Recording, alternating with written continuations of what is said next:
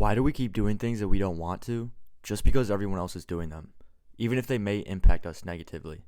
I want to break down why we follow trends that don't serve us and how we can stop. This is something that I have struggled with for years. I used to follow the steps of others without realizing that it was negatively impacting me, and it wasn't for me. I would drink 3 to 4 days a week, even though I had a dream of pursuing health and fitness. I would pursue hookup culture, even though I had the dream of having a relationship and family built on faith. I would act a certain way to try to please the majority while putting myself down in the process. In this video, I'm going to talk about trends that I think can be dangerous, how you can recognize which ones are holding you back, and how to break free from them.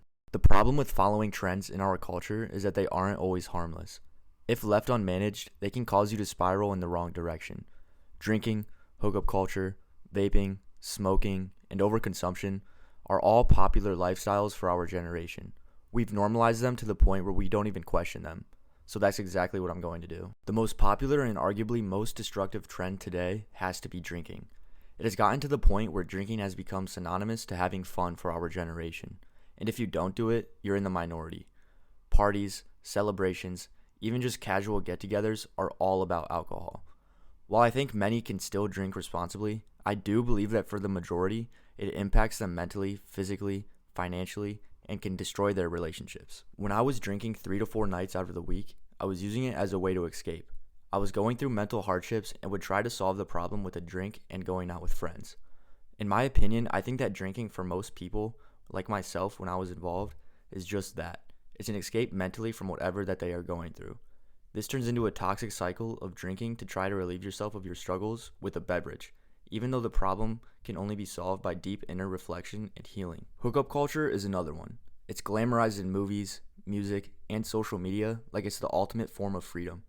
But the reality is, it often leaves people feeling empty, disconnected, and questioning their worth. I feel as though people are trying to prove that they are worthy of being loved by the quantity of relationships that they can have, rather than being loved by high-quality connections.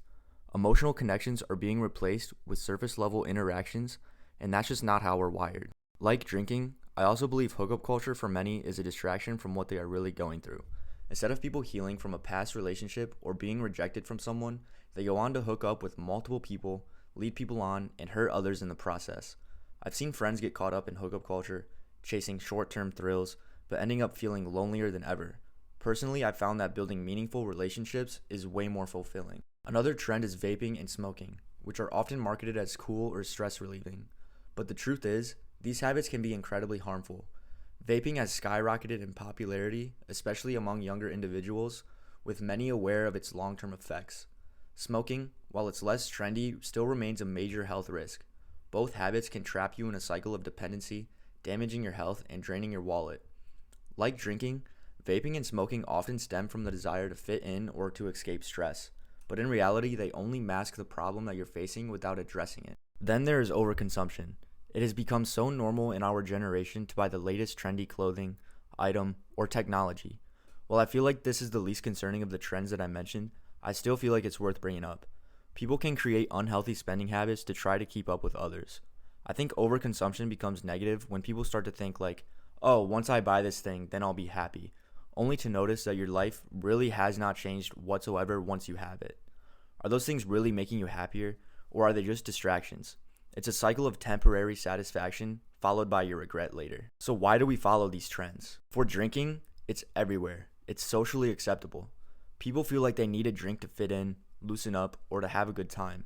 But honestly, in my opinion, if you need alcohol to have fun, are you really having fun, or are you just numbing yourself? And hookup culture thrives because people fear commitment or think emotional vulnerability is a weakness. It's also marketed as empowering, but in reality, it often leads to people feeling more isolated than ever. Vaping and smoking are normalized by peer pressure and marketing that makes them look trendy or rebellious, but they're just traps to keep you hooked. And I believe that overconsumption is fueled by social media. You're constantly being bombarded with influencers showing off their perfect lives, making you feel like you're not enough unless you're buying the same things. It's all about feeding insecurity. And a big reason why we follow these trends is FOMO, the fear of missing out.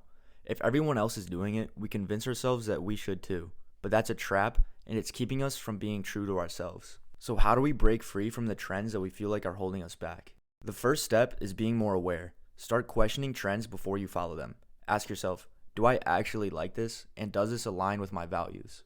Second is you need to declutter your environment. Unfollow accounts that pressure you into trends. Surround yourself with people and content that inspires authentic growth, and don't force yourself into toxic environments. You need to reflect with yourself and ask yourself, who am I trying to impress? What am I afraid of if I don't follow these trends? Often the fear of standing out is just in your head. For me, it was breaking free from drinking. It took a toll on me mentally, and it was only once I hit rock bottom that I realized that. Once I focused on balance, surrounding myself with healthy relationships, on lifting, creating, and spending time reflecting, that I started to feel alive. This isn't just my story. This is the story of many people. These are just my experiences.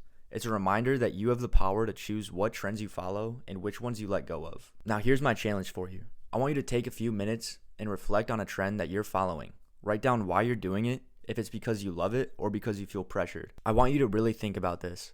Is the person you envision yourself being doing those things? Are these trends aligned with your moral values? If not, you should think about cutting them off. It doesn't have to be immediate, but slowly push yourself back aligned with your authentic self. At the end of the day, the trends we follow are a reflection of who we are or who we're trying to be. If you're following trends that don't align with your values, dreams, or the person that you want to become, it's time to stop and take control. You don't need to drink to have fun. You don't need meaningless relationships to feel loved, and you don't need the latest gadgets and clothes to feel successful. This isn't about blaming anyone. It's about awareness and making choices that truly serve you. Breaking free from these trends isn't easy, but it's worth it. When you stop chasing what everyone else is doing and you start focusing on what truly matters to you, that's when real growth happens. And at the end of the day, you have the power to decide what path you take and what kind of person you want to become. So make it count.